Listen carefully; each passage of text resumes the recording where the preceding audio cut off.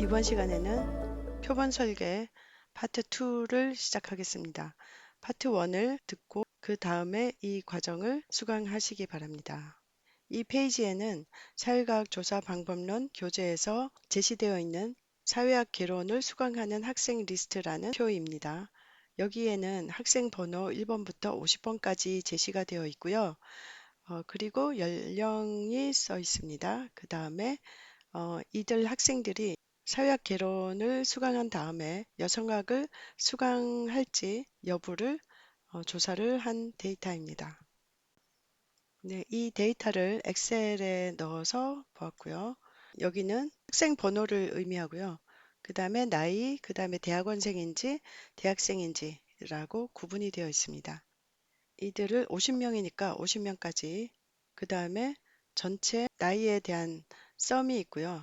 셀 A54에 있는 것은 그것을 50으로 나눈 것이고, D에 있는 것은 평균에서 연령을 뺀 것이니까 평균의 차이들을 본 거고요. 평균의 차이들을 모두 50명 것을 모두 합친 게 제로입니다. 당연히 제로가 되는 것이고요. 그래서 제로가 되기 때문에 그 차이에 대한 어떤 특성을 알기가 어려워서 제곱을 한 거죠. 이것은 E라고 하는 것은 평균과의 차이를 제곱한 거고요.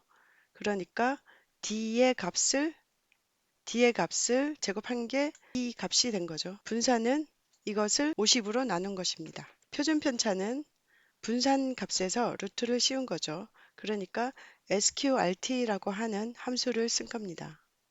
엑셀에서 계산된 값이 자료에 있는 것과 동일합니다. 다시 이 모집단과 모수를 계산하는 것을 보겠습니다.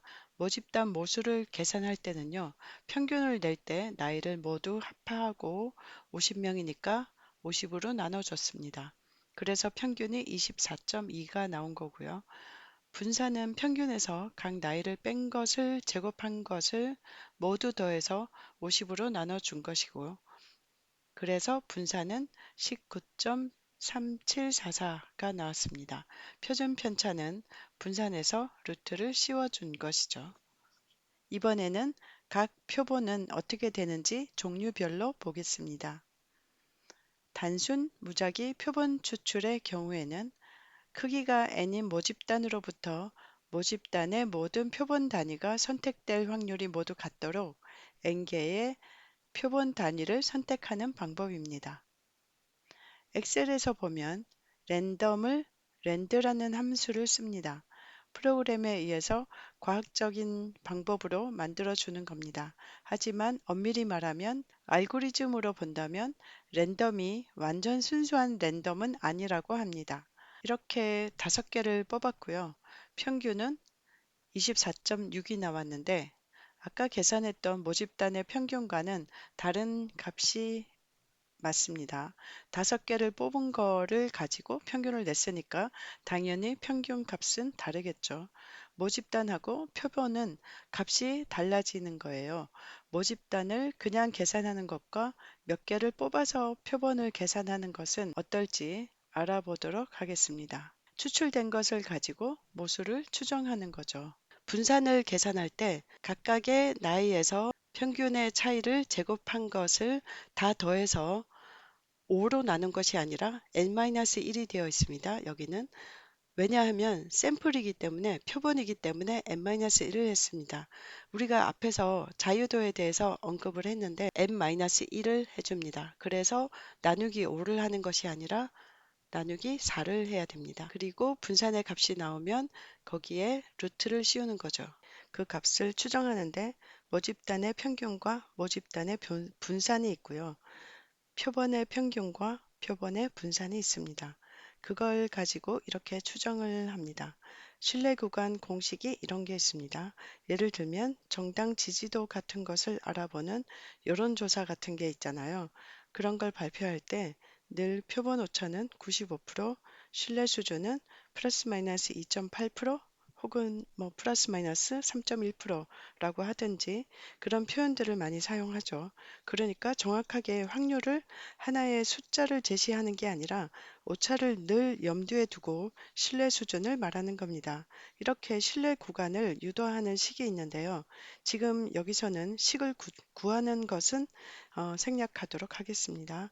값이 이 범위 안에 있는지 보는 겁니다. 실제 모수가 신뢰 구간에 포함될 확률로 68.26%, 95.45%, 99.73%그 안에 있는가를 보는 겁니다. 다음은 층화표본 추출법에 대해서 알아보겠습니다. 모집단이 동질적이면 이질적인 모집단보다 표본 오차가 더 적은 표본을 산출할 수 있다는 논리에 기초를 두고 하는 것입니다. 한 모집단을 동질적인 소집단 들로 층화하고 그 집단의 크기에 따라서 단순 무작위 표본 추출 방법을 사용해서 표본을 추출하는 방법을 말합니다. 표본 추출 방법은요. 첫 번째로 조사 대상 모집단을 상호 독립적이고 포괄적인 소집단으로 나눕니다. 두 번째로 각 소집단에서 얻을 표본의 비율을 정해서 소집단별로 표본 수를 결정합니다. 각 소집단에서 뽑는 표본의 수에 따라 비례하면 비례층화 추출법, 비례하지 않으면 불비례 층화 추출법으로 구분합니다. 세 번째로 각 소집단별로 단순 무작위 표본 추출법을 사용해서 표본을 추출하는 방법입니다. 비례층화 표본 추출법을 보면요. 처음 데이터 50명에서 대학원생이 20명, 대학생이 30명으로 나눠져 있습니다. 그래서 비례해서 뽑을 때는 대학원생 대 대학생 비율을 20대 30, 그러니까 2대 3의 비율로 뽑는 겁니다. 그래서 소집단 1에 해당하는 대학원생들 중에 2명을 뽑고 소집단 2에 해당하는 대학생 중에 3명을 뽑는다는 겁니다. 각각의 소집단의 통계량을 계산할 때는 앞에서 계산한 표본에 대한 통계량 계산하는 것과 동일합니다. 물론 모집단 전체를 계산하는 값과 소집단으로 추출된 것만 가지고 계산한 값은 다릅니다. 신뢰 구간 안에 있는지 보면 되겠습니다. 다음은 불비례 층화 추출법에 대해서 알아보겠습니다. 예를 들어서 기업에 대해서 연구조사를 한다고 했을 때 조사할 대상이 되는 기업을 찾아보았더니 대기업이 5개, 중소기업이 95개라고 가정을 해보죠. 그러면 대기업 대 중소기업을 5대 95로 표본 추출을 할 것인가 하는 고민에 빠지게 될 겁니다. 그런데 이런 경우에는 기업의 개수만 가지고 결정한 문제는 아닌 거죠. 왜냐하면 대기업은 직원 수가 훨씬 많아서 중소기업의 직원 수와는 비교가 안 됩니다. 그리고 작업 환경이나 작업 규모도 비교가 안 될 테니까 대기업을 소수만 뽑는 것은 연구 결과가 중소기업에 대한 것만 나타나게 될 가능성이 매우 높겠죠. 그러니까 이런 경우에는 연구자가 어느 정도로 할지 결정을 해야 됩니다.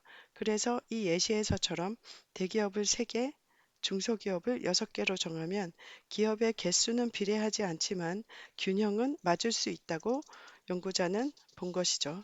다음은 군집 표본 추출법에 대해서 알아보겠습니다. 첫 번째로 모집단을 상호 배타적인 소집단으로 분류해야 됩니다. 두 번째로 분류된 소집단 중에서 무작위로 표본을 선택해야 됩니다. 1단계 군집 표본 추출은 표본 선정을 위해서 세분된 소집단에 있는 모든 모집단 구성 요소를 이용하는 경우를 말하고요. 2단계 군집 표본 추출은 표본으로 선정된 소집단에서 표본 구성 요소를 확률적으로 다시 선정하는 경우를 말합니다.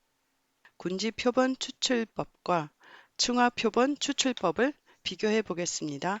이들은 모두 전체에서 소집단을 활용하고 있는데요. 소집단을 이용해서 표본을 추출하는 것이고 모집단을 소집단으로 세분화하고 있습니다. 이들의 다른 점은 군지 표본 추출법은 소집단으로 나눈 후에 전체 또는 일부 소집단을 표본으로 선정하는 거죠. 층화 표본 추출법은 예시를 통해서 봤듯이 대학원생 소집단과 대학생 소집단 모두에서 표본을 선정했던 것처럼 소집단을 모두 이용해서 표본을 선정하는 것입니다. 이번에는 편의표본 추출법입니다. 편의표본 추출법은 조사하는 사람이 편리한 장소와 시간에 접근하기 쉬운 조사 대상을 표본으로 추출하는 것을 말합니다. 모집단의 특성이 비교적 동질적이라고 판단될 때 사용하는 것이고요. 조사 대상에 대한 정확한 자료를 수집하기보다는 저렴하고 신속하게 정보를 얻고자 할 때 사용합니다. 측정 도구를 개발하거나 설문지 개발 후에 사전 조사를 할 때 주로 사용하게 됩니다.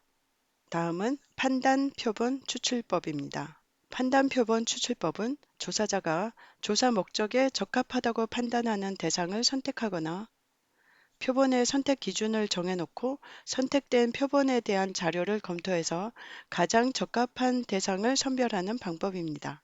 조사자가 표본의 구성에 대해서 잘 알거나 무작위로 표본을 추출했을 때 산정되는 표본이 모집단을 적절히 대표하지 못할 경우에 효과적인 방법입니다. 단점으로는 모집단이 커질수록 조사자가 표본에 대한 정확한 정보를 얻기가 힘들어집니다. 다음은 할당 표본 추출법입니다. 인구 통계학적인 요인 또는 경제적 요인 또는 사회문화적 요인, 기술 환경, 정치, 법률적 요인 등의 분류 기준을 가지고 전체 표본을 여러 집단으로 구분하고 집단별로 필요한 대상을 사전에 정해준 비율로 추출하는 방법을 말합니다. 예를 들면 남성, 여성의 비율을 5대5의 비율로 표본 추출을 하는 것이 일반적이지만 초등학교 선생님을 생각해 보면 상당히 여자 선생님 비율이 많기 때문에 남성 대 여성의 비율을 실제 최근 조사된 모집단의 경우를 고려해서 23대 77 정도의 비율로 표본 추출을 하는 것이 적당하겠습니다. 그리고 모집단에 대해서 사전 지식을 가지고 있고 저렴한 비용으로 일정한 특성을 지닌 표본 요소의 구성 비율이 모집단과 일치하도록 표본을 추출함으로써 모집단을 대표하도록 해야 됩니다. 할당 표본 추출법에서 유의사항을 알아보겠습니다. 각 범주에 할당된 응답자의 비율이 정확해야 하고 모집단의 구성 비율은 가장 최근에 얻은 것이어야 합니다. 과거 자료를 가지고 기준을 만들면 안 됩니다. 적절한 수준의 통제 특성을 고려해야 합니다. 표본 구성 요소 선정할 때 조사원의 편견이 개입돼서는 안 됩니다. 표본이 가지고 있는 특성의 분포가 모집단의 분포와 일치하더라도 항상 표본이 모집단을 잘 대표하는 것은 아닙니다. 논문을 보시겠는데요. 이 논문은 석사 학위 논문이고요. 편의 표본 추출 방법을 사용했고 온라인 설문조사를 했습니다. 조사 기간이 정확하게 쓰여 있죠. 그래도 이 논문이 나올 당시에는 국내에 에어비앤비를 운영한 지가 얼마 되지 않을 때여서 기존 논문이 별로 없었고 주목을 끌만한 좋은 주제였던 것 같습니다. 이 논문을 보시면 의학 연구라서 어린이 환자를 대상으로 조사를 해야 했기 때문에 연구를 위해서 연구윤리위원회의 승인을 받았다고 되어 있고요. 대상자가 미성년자이기 때문에 연구 대상자와 부모에게 미리 충분히 설명하고 동의하에 연구를 수행했다고 되어 있는 좋은 예시였습니다. 다음은 표본 크기를 결정하는 문제인데요. 연구 목적에 의해서 표본 크기를 결정할 수 있고요. 시간 제약에 의해서 표본 크기가 결정될 수도 있습니다. 그리고 비용 문제가 발생할 수 있기 때문에 비용 제약에 의해서 표본 크기를 결정할 수 있고 자료 분석 기법에 의해서 문제가 생기지 않도록 표본 크기를 결정할 수 있습니다. 표본 추출 기법이나 추정 절차의 종류에 따른 제약에 의해서 표본 크기가 결정되기도 합니다. 그러면 설문지를 돌릴 때 얼마나 응답을 받아야 좋을까요? 성의 없이 응답을 해주는 사람들도 꽤 있을 수 있기 때문에 그것도 고려해야 하는데요. 제대로 응답한 경우만 말씀드리면 일반적으로 에이모스 통계 분석을 하는 경우에는 250명 자료를 활용하는 것이 제일 좋다고 알려져 있습니다. 그리고 SPSS는 조금 더 많이 받는 경향이 있는데요. 250명보다 많이 받는 사람들이 대부분이고요. 만약에 그룹별로 나눠서 분석하는 것이 있다면 각 그룹은 50명 이상은 되어야 분석이 제대로 되었다고 볼 수도 있기 때문에 그래서 대부분은 250명보다 훨씬 많이 받았다는 연구 논문이 많은 편입니다. 여기까지 표본 설계 부분이었습니다. 수고하셨습니다.